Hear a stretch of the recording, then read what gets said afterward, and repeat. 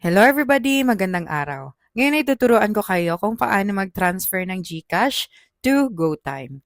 So, ang una mo lang gagawin ay buksan ang iyong GCash account at i-type ang iyong MPIN para mabuksan ang iyong GCash dashboard. So, ngayon na nandito ka na, i-click mo lang ang transfer option. Okay, so i-click mo lang at piliin ang local. Kapag clinic mo ang local, makikita mo dito lahat ng available banks. So, pwede kang mag-scan ng QR code or i-type mo ang details manually. So, i-click mo lang ang view all at gamit ang search bar na nasa itaas, ay i-type mo lang ang Gotyme. At makikita mo na dito ang Gotyme Bank. So, kailangan mo lang itong i-click. Tama at i-type dito ang amount. Pagkatapos ng amount ay ang account name. Pagkatapos ng account name ay ang account number. Siguraduhin mo na tama lahat ng detalye. Pagkatapos niyan ay i-click mo lang ang send money na nasa pinakababa.